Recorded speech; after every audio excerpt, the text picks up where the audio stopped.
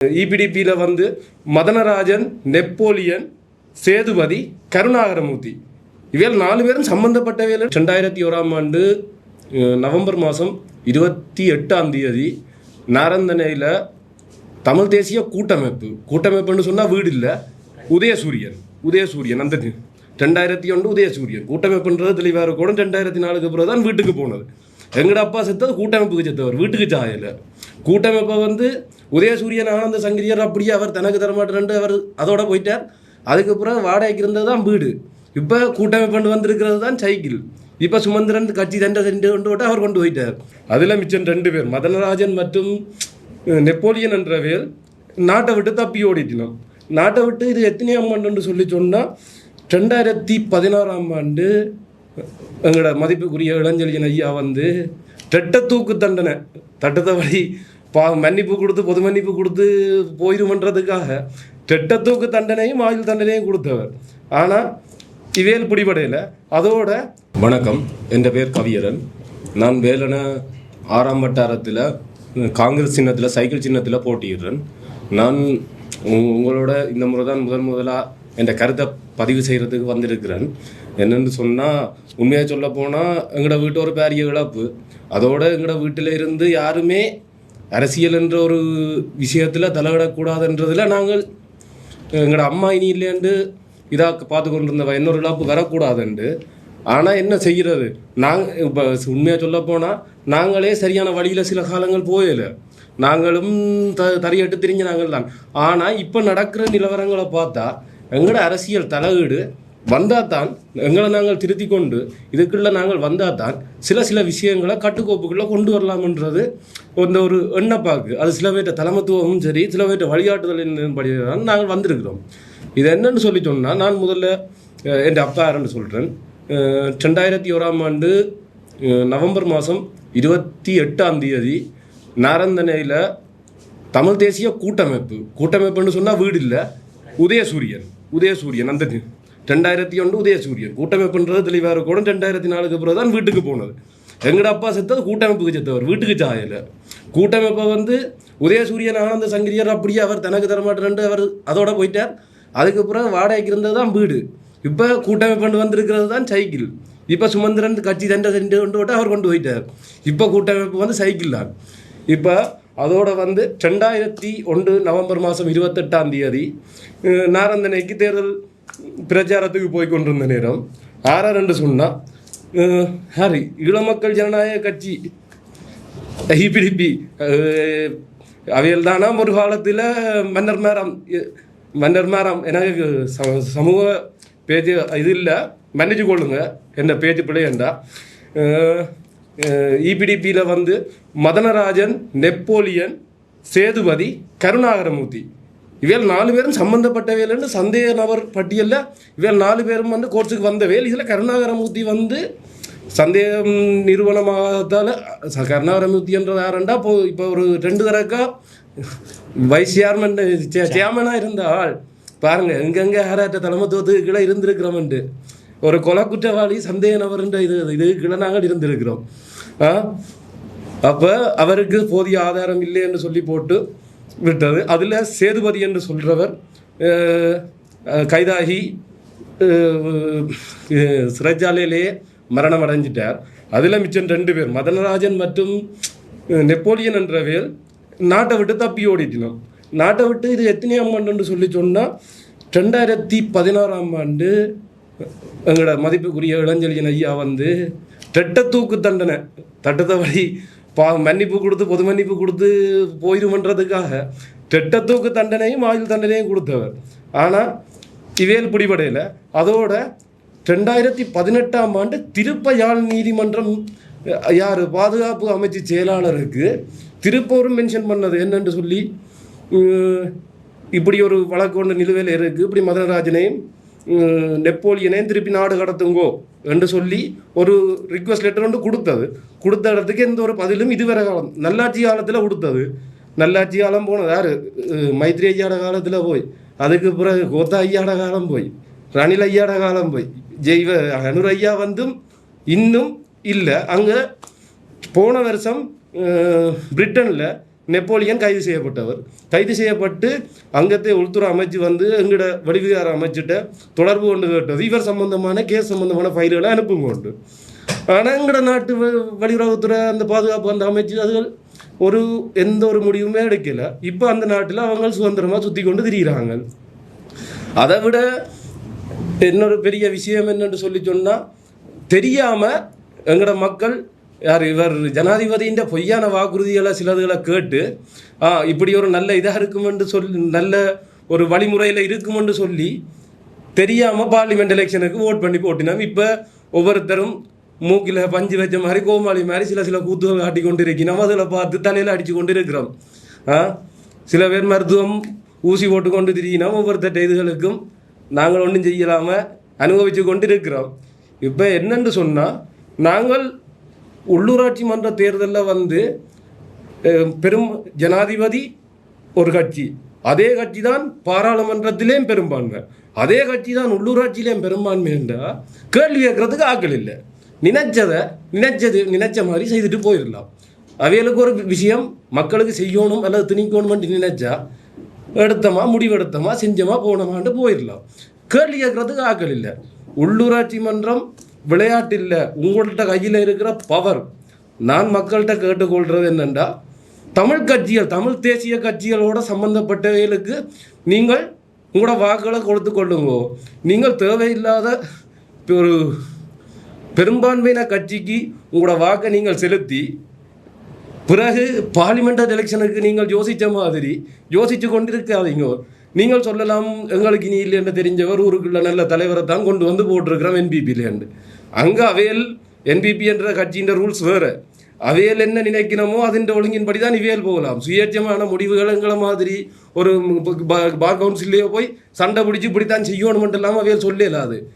Head ஆஃபீஸில் இருந்து order வரும், இந்த தான் இதைத்தான் நீ செய்யணுமென்று சொல்லி என்பிபிக்கு வரும். அதை வாய மூடிக்கொண்டு செய்கிற ஒரு பிரதிநிதி தான் நீங்கள் தெரிவு செய்ய போகிற என்பிபி பிரதிநிதி. நீங்கள் அவையிட்ட போய் திருப்பி கேட்டாலும் அவர் இதைத்தான் சொல்லுவார், ஐயோ தம்பி ஒன்றும் செய்யல அதராக கூட நிற்காதேன்னு தான் சொல்ல போகிறார். தயவு செய்து இந்த வருகின்ற உள்ளூராட்சி மன்ற தேர்தலில் கொஞ்சம் மக்கள் யோசித்து முடிவெடுத்து கொள்ளுங்க. தமிழ் கட்சிகளை கொஞ்சம் கருத்தில் கொள்ளுங்க. நான் அரசியலுக்கு வந்ததுக்குரிய மெயின் ரீசன் எங்களோட பாதிப்பு, நாங்கள் பட்ட பாதிப்பு இன்னும் நிறைய பேர் பாதிக்கப்படக்கூடாது. இதே மாதிரி ஒரு பிள்ளையான கைகளில் அதிகாரம் இருந்து கேளிய காக்கள் இல்லை என்று சொல்லி பாதிக்கப்படக்கூடாதுன்றது தான் எங்களோட அரசியலோட வருகைக்கான காரணம். என்னென்னு சொன்னால், 2001 நான் 97 பிறந்தனா 4 வயசு, 3 பிள்ளைகள். 3 பிள்ளைகள். அம்மாவுக்கு யோசிச்சு பாருங்க, யார் கொடுக்க போயினோம்? அல்லது இதுவரை காலமும் உயிரிழந்தவை என்று சொல்லி போட்டு யாராவது ஒருத்தர் தம்பி என்ன வேலை செய்கிற, தொழில் வாய்ப்புகள் என்ன மாதிரி உங்களுக்கு ஒரு தொழில் வாய்ப்பு தரட்டா, அவையில் ஒரு வாய்ப்புகள் இல்லாதபடியாக தான் நாங்களும் சில நேரங்களில் புலியான வழிகளுக்கு போய் வழி நாங்கள் திரும்ப நாங்கள். அது என்னென்னு சொன்னால், அந்த நேரம் நாங்கள் பட்ட பாடு இப்போ யோசிச்சு பாருங்க. போன இடத்த சிவாஜிலிங்கம், சுரேஷ் பிரேமச்சந்திரன், மாமனிதர் ரவிராஜ், மாவை சேனாதிராஜா எல்லாரும் போன இடத்துல அதில் சிவாஜிலிங்கம் ஐயாவுக்கு பெரிய ஒரு காலில் ஒரு பாதிப்பு, இன்று வரைக்கும் அதின் பாதிப்பு தொடர்ந்து கொண்டு இருக்குது. எங்களுக்கு மனசில் இருக்குது, அவருக்கு உடம்போட தொடர்ந்து இருக்குது. அவர் இன்னும் பாதிக்கப்பட்டிருக்கிறார். நாங்கள் அதுகளை கடந்து வாரத்துக்கு நாங்கள் 2010 அண்ணாக்கு வேலை கிடைக்கும் வரைக்கும் கிட்டத்தட்ட ஒரு 9 வருஷம் அந்த குடும்பத்தை கொண்டு ஒரு வழிநிலைக்கு கொண்டு நிமித்து நிற்கிறதுக்கு பட்ட பாடுகள் எல்லாம் அது வார்த்தையில் அடங்காது. சில நடவடிக்கைகளை பார்த்து கொண்டு போகல திரும்பவும் இப்படி ஒரு அதிகாரங்களுக்கு கீழே தீவகம் போயிருமோ, அல்லது திரும்பவும் கேள்வி கேட்கறதுக்கு ஆக்கள் இல்லாத அதிகாரம் தீவிரவாதங்களுக்கு கீழே போயிருமோன்ற அந்த இதில் தான் என்ன மாதிரி என்னொரு பிள்ளையோ சரி அப்பா இல்லாமல் 15 வருஷம் 14 வருஷமாக வளரக்கூடாதுன்றதுக்காகத்தான் பிள்ளைய முதல்ல நாட்டுக்காக அப்பா இல்லாட்டியும் தன்னை பிள்ளையை வளர்க்குறதுக்கு சரியான வழிகாட்டி பள்ளிக்கூடத்தில் கூட்டி கொண்டு போய் விட்டு எனக்கு நான் ஸ்கூலே போயில பிரைமரிக்கு என் அப்பா என் ஸ்கூல் ரிப்போர்ட் பண்ணுறதுக்கு அப்பான்ற ஒரு இதே இல்லை, என் ஃபோனில் அப்பான்ற கண்டக்டே இல்லை. இதெல்லாம் இன்னொரு பிள்ளைக்கு இது மாதிரி ஒரு அப்பாண்ட இல்லாதன்ற ஒரு சந்தர்ப்பம் வரக்கூடாதுன்றதுக்காகத்தான் நாங்கள் இந்த விஷயங்களை கொஞ்சம் பதிவு செஞ்சு எங்களை கொஞ்சம் இந்த அரசியல் நகர்வை மேற்கொண்டதுக்குரிய காரணம் இதுவாக தான் இருக்குது. நன்றி. இன்று நாங்கள் எமக்கு இழைக்கப்பட்ட அநீதிகள் சம்பந்தமாக நமது சமூகத்துக்கும் ஒரு மீண்டும் அதை நினைவுபடுத்த வேண்டிய ஒரு கட்டாயத்தின் காரணமாக தெரிவிக்க வந்திருக்கின்றோம். உண்மையிலே இன்று தேர்தலை அண்மித்த காலப்பகுதியில் பலவிதமான இன்னல்களையும் அநீதிகளையும் இழைத்தவர்கள் தாங்கள் இன்று மிகவும் எந்தவித அநீதிகளையும் இழைக்கவில்லை, தாங்கள் மக்களுக்காக உழைத்தவர்கள் என்று பலவிதமான கருத்துக்களை தேர்தலை முன்னிட்டு கூறிக்கொண்டிருக்கிறார்கள்.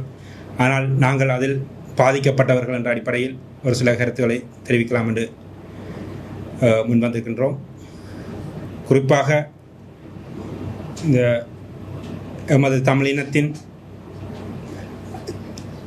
இதுக்கான சமஸ்ரீ தீர்வுகள் கிடைக்கப்படாமலும் எந்தவித அடிப்படை உரிமைகளும் கிடைக்கப்படாமலும் போராட்டத்துக்கு தள்ளப்பட்ட எமது இனம் இந்த போராட்ட காலப்பகுதியில் பலவிதமான இன்னல்களுக்கும் உயிர்கள் அச்சுறுத்தலுக்கும் உயிர்களை இழந்ததாகவும் காணப்படுகின்றது. அந்த காலப்பகுதியில் பலவிதமான இயக்கங்கள்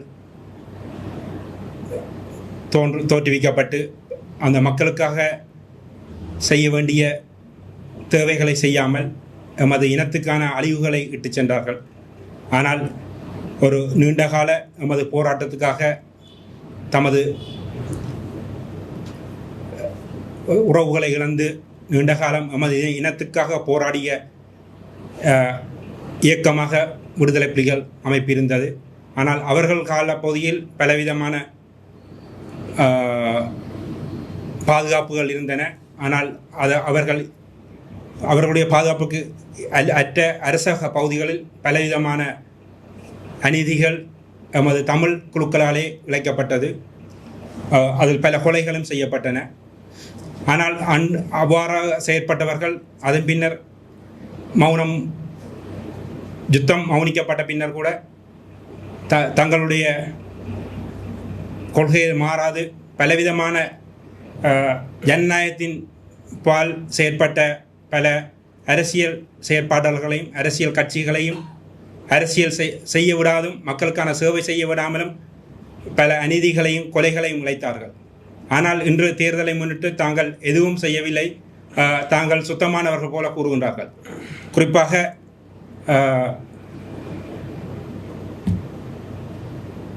83 கலவரம் ஏற்பட்டது. உங்களுக்கு தெரியும், எமது தமிழினம் இலங்கை பூராவும் பெருமளவான பெரிய வர்த்தகர்களாக இருந்தார்கள். அதாவது இலங்கையிலே பெரும் செல்வந்தர்களாகவும் பொருளாதாரத்தை கட்டியெழுப்புபவர்களாகவும் இருந்த எமது தமிழர்களுக்காக அவர்களுடைய சொத்துக்களையும் தொழில்களையும் இல்லாமல் செய்வதற்காக உருவாக்கப்பட்டதுதான் இந்த 83 கலவரம். உங்களுக்கு தெரியும், அந்த கலவரத்தை உருவாக்கியவர்களில் முக்கியமானவர்களாக இந்த JVP இருக்கின்றது, அதாவது ஜனதா விமுக்தி பெரமுன. ஆனால் இன்று அவர்கள் தாங்கள் ஜனநாயக நீரோட்டத்தில் சென்று விட்டதாக மக்களை ஏமாற்றும் விதமாக இன்று NPP என்று தேசிய மக்கள் சக்தி என்று எமது கூறி இந்த இலங்கை மக்களை மட்டுமல்ல எமது அநீதிகள் இழைக்கப்பட்ட தமிழினத்தையே தமிழ் சமூகம் சார்ந்த தமிழ் பேசும் சமூகத்தையும் குறிப்பாக முஸ்லிம்களை ஏமாற்றும் வித்தையாக JVP என்று செயற்பட்டு கொண்டிருக்கின்றது. ஆனால் அவர்களால் எமது பொருளாதாரம் அளிக்கப்பட்டது, எமது அடிப்படை உரிமைகள் அளிக்கப்பட்டன. பல உயிர்கள் இந்த யுத்தத்தின் மூலமே 1,50,000க்கும் மேற்பட்ட மக்கள் கொல்லப்பட்டார்கள். 83 கலவரத்தில் கூட ஆயிரக்கணக்கான இளைஞர்கள் வர்த்தகர்கள் கொல்லப்பட்டார்கள். பெருமளவான லட்சக்கணக்கான சொத்துக்கள் அளிக்கப்பட்டன. பலர் இடம்பெயர்ந்து சென்றார்கள். இந்தியாவுக்கு கூட சென்றும் எமது வெளிநாடுகளும் பலர் தஞ்சமடைந்திருப்பது உங்களுக்கு தெரியும். ஆனால் அதன் பின்னர் குறிப்பாக இந்த யுத்தத்தின் பின்னர் நாங்கள் பார்த்தோமானால் 2009க்கு பின்னர் தாங்கள் ஒரு ஜனநாயக கண்ணோட்டத்தில் வந்ததன் பின்னர் தாங்கள் எந்தவித குற்றங்களும் இழைக்கவில்லை என்று சொல்லி தங்களுடைய அரசியல் செயற்பாடுகளை எமது தமிழினத்திற்காக அளித்து செயற்பட்டு கொண்டிருக்கின்றார்கள். அதிலும் குறிப்பாக எமது வடக்கு கிழக்கு நீதிமன்றத்துக்கு வடக்கு கிழக்கு இணைந்த வடக்கு கிழக்கை நீதிமன்றத்துக்கு சென்று பிரித்து எமது தமிழினத்தை கூறு போட்டார்கள். அந்த 2007ஆம் ஆண்டு அதற்கான தீர்ப்பு வழங்கப்பட்டது. அதன் பின்னர் தான் நமது வடக்கு கிழக்கு இணைந்த ஒரு பெரும்பான்மை சமூகமாக தமிழ் பேசும் சமூகமாக நாங்கள் காணப்பட்டோம். ஆனால் அவர்களுடைய சூத்திர செயற்பாட்டினால் நீதிமன்றம் சென்று எம்மை பிரித்து இன்று கூறு போட்டு வைத்திருக்கின்றார்கள். இந்த இடைவெளிதான் நமது தமிழ் சமூகத்தின் ஒற்றுமையை இல்லாமல் ஆக்கினார்கள். அதே போன்று பயங்கரவாத தடைச்சட்டத்துக்கு உருவாக்கியதே அவர்களை, அதாவது ஜேவிபியை அழிப்பதற்காகத்தான் சிங்கள இனத்தையும் தமது சகோதர இளைஞர்களை கூட கொண்டொழித்தவர்கள் தான் இந்த ஜேவிபியினர். அவர்களுக்காக உருவாக்கப்பட்டதன் ஆரம்பமே இந்த பயங்கரவாத தடைச்சட்டம், ஏடி என்று சொல்லப்படுகின்ற இந்த பயங்கரவாத தடைச்சட்டம் 1978ஆம் ஆண்டு JR ஜெயவர்தனால் கொண்டு வரப்பட்டு தான் அந்த ஜேவிபி அளிக்கப்பட்டது. அதுக்கு முதல் 71ஆம் ஆண்டு இவர்கள் உருவாகினார்கள். அந்த 71 காலப்பகுதியில் ஸ்ரீமாவோ பண்டநாயக்க காலப்பகுதியில் ஜேவிபி முதற்கட்டமாக அளிக்கப்பட்டனர். இரண்டாம் கட்டமாக இந்த பயங்கரவாத தடைச்சட்டம் கொண்டு வரப்பட்டு 78ஆம் ஆண்டு அளிக்கப்பட்டார்கள்.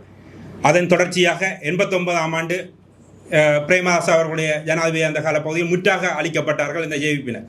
அதன் பின்னர் 94ஆம் ஆண்டு பகுதியிலே தான் இவர்கள் நாடு கடந்து ஜப்பானிலும் தென்கிழக்கு ஆசிய நாடுகளும் வாழ்ந்தவர்கள் மீண்டும் சந்திரிகா அம்மையாருடைய ஆட்சி கால பகுதியிலே வந்து ஜனநாயக கண்ணோட்டத்தில் வந்து தங்களை அரசியல் பாதையில் சென்றார்கள். ஆனால் இவ்வளவு அட்டூழியங்களையும் அழிவுகளையும் செய்த இந்த ஜேவிபியினர், பயங்கரவாதிகளாக காணப்பட்ட ஜேவிபியினர் நினைவு கூறப்படுகிறார்கள். இன்று 54 ஆண்டுகளை தங்களை நினைவு கூறி பல்கலைக்கழகங்கள் கூட அவர்களுடைய வீரர்கள் என்று கூறப்படுகிறது, அவர்களுடைய வீரர்களை தூவி கட்டப்பட்டு நினைவு கூறப்படுகின்றது. ஆனால் இனத்துக்காக, எமது தமிழினத்துக்காக போராடிய எமது வீரமறவர்களுடைய நினைவாலயங்கள் அளிக்கப்பட்டன. நினைவு கூற கூட விடாமல் தடுத்து கொண்டிருக்கின்றார்கள். பொய்யான சட்டங்களை கொண்டு வந்து அதன் அடிப்படையில் எமது இளைஞர்களை பழிவாங்கி கொண்டிருக்கின்றார். இன்றும் பயங்கரவாத தடைச்சட்டத்தினுள் நூற்றுக்கணக்கான இளைஞர்கள் சிறை வாடுகின்றார்கள். தாங்கள் ஆட்சியேறிய பின்னர் அரசியல் கைதிகளை விடுதலை செய்வோம் என்று கூறியவர்கள் இன்று அரசியல் கைதிகளை விடுதலை செய்ய முடியாது என்று அவர்களுடைய முக்கிய அமைச்சர்கள் விமல் ரத்நாயக்க போன்ற அமைச்சர்கள் ஏன் ஜனாதிபதி கூறுகின்றார். பயங்கரவாத தடைச்சட்டம் இல்லாமலாக்குவோம் என்று ஆட்சி விடம் ஏறிய பின்னர் இன்று பயங்கரவாத தடைச்சட்டத்தை இல்லாமல் ஆக்க முடியாது, அவ்வாறு ஆக்கினால் தங்களுக்கான பாதுகாப்பு இல்லாமல் போய்விடும் என்று சொல்லி பாதுகாப்பு செலவினத்துக்காக இவ்வளவு காலமும் யுத்தம் இடம்பெற்ற காலப்பகுதியில் ஒதுக்கப்பட்ட மொத்த செலவினத்தில் 1/3 பகுதியை பாதுகாப்பு செலவினமாக ஒதுக்கி கொண்டு இருக்கின்றார்கள். குறிப்பாக 40,000 கோடிகளுக்கு மேற்பட்ட தொகையினை இந்த இடர்காலத்திலும் கூட, பொருளாதார சிக்கல் காலத்துக்கும் கூட எண்ணம் ஒதுக்கி கொண்டிருக்கின்றார்கள். ஆனால் சுகாதாரம், கல்வி சார்ந்த சமூக பாதுகாப்பு சம்பந்தமான விடயங்களுக்கு நிதிகள் இல்லாமல் ஒதுக்கப்படாமல் பெரும் அநீதிகள் இழைக்கப்பட்டு கொண்டிருக்கின்றன. இதே போன்று இன்று வடக்கு கிழக்கு தங்களுடைய ஜனாதிபதியும் அதன் பின்னர் பாராளுமன்ற தேர்தலில் பெரும்பான்மையை பெற்றவர்களால், 3/2 பெரும்பான்மையை பெற்றவர்கள் நினைத்திருந்தால் இந்த பயங்கரவாத தடைச்சட்டத்தையும் இல்லாமலாக்க முடியும், அரசியல் கைதிகளை விடுதலை செய்ய முடியும், எமது மக்களுடைய காணிகளை விடுவிக்க முடியும். இன்று ஆனால் அதே காணிகளை மீண்டும் பலாலி விமான நிலையம் விஸ்தரிப்பு என்ற அடிப்படையிலையும் பல இராணுவ முகாம்கள் விஸ்தரிப்பு என்ற நிலையும் மீண்டும் மக்களுடைய காணிகளை சுவீகரித்து கொண்டு இருக்கின்றார்கள். எனவே இவ்வாறான ஒரு இந்த பேக்காட்டு மக்களை ஏமாற்றுகின்ற ஒரு அரசியலை இந்த தமிழ் தேசிய மக்கள் சக்தி செய்து கொண்டிருக்கின்றது. எனவே இதை மக்கள் உணர்ந்து அதில் போட்டியிடுகின்றவர்கள் ஒதுங்கி எமது தமிழ் வடக்கு கிழக்கில் எமது தமிழ் இனம் ஆள வேண்டும், எமது தமிழர்களுடைய பிரச்சனைகளையும் அடிப்படை தேவைகளையும் அதாவது உள்ளூராட்சி எலெக்ஷனில் ஒரு சிட்டு அரசாங்கம் அமைய வேண்டியது எமது மக்களாலே ஆளப்பட வேண்டும். அதற்காக இவர்கள் ஒதுங்கி இருக்க வேண்டும் என்று கேட்டுக்கொள்கின்றேன். பலாலி விமான நிலையத்தை அடுத்த 3 மாதங்களில் அபிவிருத்தி செய்வதாக அமைச்சர்கள் கூறியிருக்கிறார். இதன் பின்னணியில் எவ்வாறு இருக்கும் என நீங்கள் சிந்திக்கிறீர்கள்? அதாவது இந்த பலாலி விமான நிலையம் 2015ஆம் ஆண்டு அளவில் கூட அதாவது இந்த நல்லாட்சி அரசாங்கத்தில் இந்திய அரசாங்கத்தின் ஒத்துழைப்பில் முழுமையாக புனரமைக்கப்பட்ட பின்னர் சர்வதேச விமான நிலையமாக 2019ஆம் ஆண்டில் கொண்டு வரப்பட்ட பின்னர் கூட சர்வதேச விமான நிலையமாக அது பயன்படுத்தப்படுவதில்லை. குறிப்பாக இந்தியாவுக்கான ஒரு விமான பயணத்தை மட்டும்தான் செய்கின்றார்கள். ஆனால் இதை சர்வதேச விமான நிலையமாக கொண்டு வந்து சிங்கப்பூர், மலேசியா, மத்திய கிழக்கு நாடுகள் கொண்டு செல்வதன் மூலம் விமான நிலையத்தை விஸ்தரிப்பதன் மூலம் நமது தமிழ் மக்கள் சர்வதேசத்தில் வாழ்கின்றவர்கள் வந்து இந்த பலாலி விமான நிலையத்தை பயன்படுத்துவார்கள். இதனால் எமது பலாலி விமான நிலையம் மூலம் பெருமளவான வருமானத்தை ஈட்ட முடியும். ஆனால் அவ்வாறு செய்யாமல் இன்று தங்களுடைய ஒரு இராணுவ கட்டமைப்பை வலுப்படுத்துவதற்காகவும் தங்களுடைய செயற்பாடுகளை தாங்கள் செய்து கொண்டிருக்கிறோம் என்று கூறி ஒரு ஏமாற்று வித்தையாக எமது மக்கள் ஏற்கனவே பெருமளவான காணிகள் பறிமுதல் செய்தவர்கள் 2 தடவைகள் சுவீகரித்தவர்கள் மக்களுடைய காணிகளை சுவீகரித்திருக்கிறார்கள். அதற்கான நஷ்டஈடுகள் இதுவரை ஒரு துளியும் வழங்கப்படவில்லை. ஆனால் அவ்வாறு இருந்த நிலையிலும் இன்றும் 2000 ஏக்கருக்கு மேற்பட்ட காணிகளை சுவீகரிப்பதற்காக முயற்சியிருக்கிறார்கள். இந்த அபிவிருத்தி என்ற போர்வையில் எமது மக்களையும் எமது இனத்தையும் அளிப்பதான செயற்பாடு தான் இங்கு நடைபெறுகின்றது. இந்த பலாலி ஏர்போர்ட் இருக்கின்ற பகுதியை பார்த்தோம் என்று சொன்னால் ஒரு தரமான மண் கொண்ட ஒரு விவசாயம் செய்யக்கூடிய பகுதி, நன்னீரை கொண்ட பகுதி. எனவே அதை இருக்கின்ற பகுதியை சரியாக செயற்படுத்தினாலே போதும். விமான நிலையத்தை ஓடுபாதைக்கான இடம் போதுவை அளவு இருக்கின்றது. ஆனால் இது தேவையற்ற எமது மக்களுடைய காணிகளை சுவீகரிக்கின்ற ஒரு செயற்பாடாக இவர்கள் இதை செயற்படுத்துகின்றார்கள் என்றால் நாங்கள் இதற்கான எதிர்ப்புகளை தெரிவிக்க வேண்டிய ஒரு நிலைப்பாடு எமது மக்களுக்கு இருக்கின்றது. வருகின்ற உள்ளூராட்சி மன்ற தேர்தலில் என்பிபின்ற ஒரு ஆதிக்கம் இருக்கலாம் என்று பலதரப்பட்ட ஒரு ஐயப்பாடு இருக்குது. இதை எதிர்கொள்வதற்கு நீங்கள் எவ்வாறான உத்திகளை கைவசம் எடுத்தீர்கள்? அதான் நான் ஆரம்பத்தில் கூறியது போல ஜேவிபி என்ற ஜனதா விமுக்தி பிரமுன பல எமது மக்களுக்காக மட்டுமல்ல சிங்கள மக்களையும் அழித்தொழித்தவர்கள், பல குற்றச்செயல்களை செய்தவர்கள், ஒரு கொலைகாரர்களாக இருந்தவர்கள். இன்று ஜனநாயக கண்ணோட்டம் என்ற ரீதியில் எமது வடக்கு கிழக்கில் வந்து எமது மக்களுடைய ஏமாற்றி தங்கள் ஆட்சி பீடத்தை முழுமையாக இலங்கை பூராகவும் ஆட்சி பீடத்தை பெற்று எமது இனத்தினுடைய அதாவது இனம் சார்ந்தும் சமயம் சார்ந்தும் மொழி சார்ந்தும் தங்களுடைய கட்டுப்பாட்டுக்கு கொண்டு வரப்பட்டு தனி இனம் அதாவது ஒரே நாடு ஒரே தேசம் என்ற அடிப்படையில் பெரும் ஒரு எமது இனத்தை முடக்கும் ஒரு செயற்பாடாக செயற்படுவார்கள். எனவே இதை உணர்ந்து எமது உரிமையை நாங்கள் பெற்று ஆள வேண்டும். இந்த உள்ளூராட்சி அரசாங்கம் என்பது ஒரு சிற்று அரசாங்கம். எமது தேவைகளை நாங்களே நிறைவேற்ற வேண்டும் என்ற அடிப்படையில் எமது தமிழ் கட்சிகள் சார்ந்த கட்சிகளுக்கு எமது மக்கள் வாக்களிப்பார்கள். சென்ற பாராளுமன்ற தேர்தலில் வாக்களித்து எமது யாழ் மாவட்டத்தில் தெரிவு செய்யப்பட்டவர்கள் ஆளுமையற்றவர்களாகவும் செயற்பாடற்றவர்களாகவும் அரசியல் அறிவற்றவர்களாகவும் இருப்பதை தற்போது உணர்ந்திருக்கிறார்கள். எனவே நீங்கள் ஒருங்கிணைப்பு கூட்டங்களில் இதுவரை சிறப்பாக நடைபெற்ற ஒருங்கிணைப்பு கூட்டங்கள் இவர்கள் கையில் வழங்கப்பட்ட பின்னர் நடைபெறுகின்ற கூத்துக்களை பார்த்தால் உங்களுக்கு தெரியும். மக்களுக்கான தேவைகளை நிறைவேற்ற வேண்டிய இடத்தில் தங்களுடைய குடும்ப பிரச்சனைகளையும் தனிப்பட்ட விடயங்களையும் கதைத்து அந்த நேரத்தை வீணடிக்கிறார்கள். மக்களுடைய நேரத்தையும் அரசு அதிகாரிகளுடைய நேரத்தையும் வீணடிப்பதே உங்களுக்கு தெரிகிறது. எனவே இது போன்றுதான் உள்ளூராட்சி மன்றங்களுக்கு சென்றாலும் இந்த இவர்கள் அரசியல் அறிவற்றவர்கள் முதிர்ச்சியற்றவர்கள் செயற்படுவார்கள் என்று மக்கள் உணர்ந்து எமது தமிழ் தேசியம் சார்ந்து தொடர்ந்து எமது மக்களுக்காக அரசியல் செயற்பாடையும் மக்களுக்கான செயற்பாடுகளை செய்து வருகின்ற எம்போன்ற இளைஞர்களை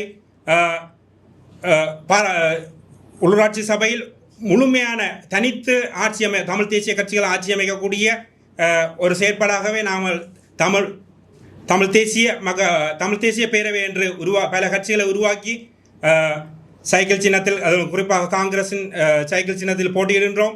எனவே இதை உணர்ந்து தமிழ் தேசியத்தின் பாலும் எமது மக்களின் செயற்பாடுகள் ஊழலற்ற ஒரு அரசாங்கத்தை ஒரு சிற்றரசை அமைக்க வேண்டும் என்றால் எமது தமிழ் தேசிய மக்கள் பேரவைக்கு உங்கள் முழுமையான ஆதரவை தர வேண்டும் என்று எமது தமிழ் மக்களிடம் உரிமையோடு கேட்டுக்கொள்கின்றேன். இதே போன்றுதான் பல தமிழ் குழுக்களாக இயங்கிய அரசாங்கத்துடனும் சேர்ந்து இயங்கி பயங்கரவாத எமது இனத்தை அழித்தொழித்த ஒட்டுண்ணிகள் ஒட்டுக்குழுக்கள் என்று கூறப்படுகின்ற பல இயக்கங்கள் தற்பொழுது ஜனநாயக கண்ணோட்டத்தில் செயற்பட்டு கொண்டிருக்கின்றார்கள்.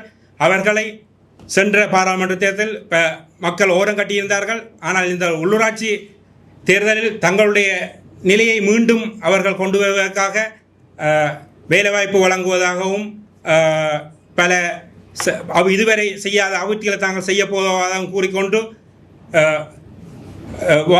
மக்களிடம் தேர்தலுக்கு வந்திருக்கின்ற இந்த ஆயுதமேந்திய குழுக்களை மக்கள் நிராகரிக்க வேண்டும். அதனால் அதில் பாதிக்கப்பட்ட ஒருவனாக நானும் கூட ஒரு சமூக செயற்பாட்டு நிறுவனத்தை தான் நாங்கள் சூலகம் என்ற அமைப்பை 2002ஆம் ஆண்டிலிருந்து செயற்படுத்தி வருகின்றோம். ஆனால் அந்த அமைப்பினூடாக எமது சூழல் சார்ந்த பாதுகாப்பு, அதாவது மரநடுகைகள், பிளாஸ்டிக் பொருட்களை இல்லாத ஒழித்தல் மற்றும் சுகாதார, மருத்துவ, கல்வி, விளையாட்டுத்துறை சார்ந்த பல உதவிகளை செய்து வருகின்றோம். இந்த காலப்பகுதி எமது தீவு பகுதியில் பல செயற்பாடுகளை செய்ய விடாமலும் இடையூறாக இருந்தவர்கள், அதில் குறிப்பாக ஈழ மக்கள் ஜனநாயக கட்சியினர், அதே போன்று பலர் இருக்கின்றார்கள். அந்த காலப்பகுதியில் நாங்கள் மிகவும் ஒரு துணிச்சலாகத்தான் செயற்பட்டு சென்ற உள்ளூராட்சி தேர்தலில் நாங்கள் வட்டாரத்தில் முழுமையாக இளைஞர்களை இணைத்து வெற்றி பெற்றோம். ஆனால் எங்களுக்கான ஆட்சி அமைப்பதற்கான ஒத்துழைப்பை ஏனைய தமிழ் கட்சிகளும் வழங்காதன் காரணமாக நாங்கள் சபையை அமைக்க முடியாமல் போயிருந்தது.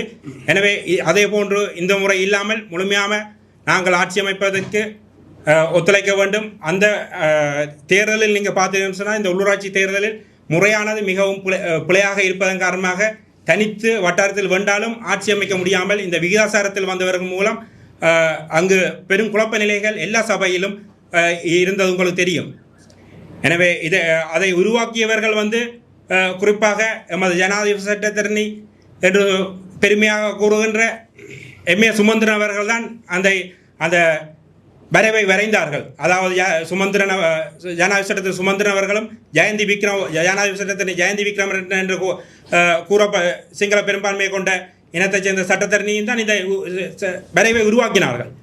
அதன் மூலமே பெரும்பான்மை உள்ள கட்சி கூட ஆட்சி அமைக்க முடியாமல் சில நூற்றுக்கணக்கான வாக்குகளை பெற்ற விகிதாசாரத்தில் வந்த கட்சிகள் அந்த செயற்பாடுகளையும் மக்களுக்கான அபிவிருத்திகளையும் உரிமைகளையும் செய்ய விடாமல் பல சபைகளை குழப்பிக் கொண்டிருந்தார்கள். அதே போன்று இந்த முறையும் அந்த சபைகள் அப்படி செயற்படாமல் மக்கள் முழுமையாக ஒரு தமிழ் தேசியம் சார்ந்தும் ஊழலற்ற நமது தமிழ் தேசிய பேரவைக்கு வாக்களிக்க வேண்டும் என்று கூறிக்கொள்கின்றேன். அதே போன்று இந்த தீவு பகுதியில் பலவிதமான கொலை குற்றங்கள் செய்யப்பட்ட காலப்பகுதியில் அரசியல் செய்ய முடியாமல் ஒரு இடர்பாடை செய்து கொண்டிருந்த குறிப்பாக 96ஆம் ஆண்டுக்கு பின்னர் ஈழ மக்கள் ஜனநாயகத்தினர் தங்களுடைய கோட்டையாக தீவு பகுதியை வைத்திருந்தார்கள், ஒரு சூனிய பிரதேசமாக வைத்திருந்தார்கள். அந்த காலப்பகுதியில் அரசியல் செயற்பாட்டுக்காக தமிழரசு கட்சி, தமிழ் தேசிய கூட்டமைப்பு சென்ற பொழுது தேர்தல் பிரச்சாரத்துக்காக 2001ஆம் ஆண்டு சென்ற பொழுது பல தேர்தல் காலப்பகுதியில் வன்முறைகளை செய்து அதில் பாதிக்கப்பட்ட ஒரு குடும்பத்தைச் சேர்ந்தவர் அந்த இளைஞன் இன்று அந்த வலியை உணர்ந்து இந்த தேர்தல் களத்துக்கு வந்து எமது மக்களுக்கு மறுக்கப்பட்ட உரிமைகளையும் அபிவிருத்திகளையும் செய்வதற்காக எம்மோடு இணைந்திருக்கின்றார். எனவே அவர் குடும்பத்துக்கு முளைக்கப்பட்ட அநீதியை வெளிப்படுத்த வேண்டும் என்ற ஒரு உணர்வோடு இங்கு ஊடகத்துக்கு முன்வந்திருக்கின்றார். 2001ஆம் ஆண்டு உங்களுக்கு தெரியும், அந்த தேர்தல் பிரச்சாரத்திற்காக தமிழ் தேசிய கூட்டமைப்பினர் சென்ற பொழுது குறிப்பாக மாவை சேனாராஜா, சுவாஜிலிங்கம் போன்றவர்கள் தாக்கப்பட்டு அவர்களோட ஆதரவாளராக சென்ற 2 கொல்லப்பட்டார்கள். அதில் கொல்லப்பட்ட பேரம்பலம் ஐயா அவர்கள் உங்களுக்கு தெரியும், அவர் பல்கலைக்கழகத்தில் ஒரு ஊழியராக வேலை பார்த்தவர். ஒரு ஜனநாயக ரீதியாக ஒரு தேர்தல் களத்தில் செயற்பட்டவர்கள் கொல்லப்பட்டது, அநீதி இழைக்கப்பட்டது உங்களுக்கு தெரியும். ஆனால் இன்று 2 நாட்களுக்கு முன்னர் பார்த்தீர்கள் என்றால் ஈழ மக்கள் ஜனநாயக கட்சியினுடைய தலைவர் டாக்டர் தேவானந்த ஐயா அவர்கள் தாங்கள் எந்த விதமான அநீதிகளையும் குற்றங்களையும் செய்யவில்லை. தாங்கள் ஜனநாயக கண்ணோட்டத்தில் தான் சென்றவர்கள் என்று கூறுகிறார்கள். எனவே அவ்வாறானவர்கள் இந்த தேசிய அரசாங்கத்தில் இருப்பவர்கள் எவ்வாறு புறக்கணிக்கப்பட வேண்டும் என்றது போலவே தமிழ் தேசியத்தையும் தமிழ் இனத்தையும் அளித்தவர்கள் ஒட்டுக்குழுக்களாக இருந்தவர்களையும் புறக்கணிக்க வேண்டும் என்றுதான் எமது கருத்தாகவும் மக்களுடைய நிலைப்பாடாகவும் இருக்க வேண்டும்.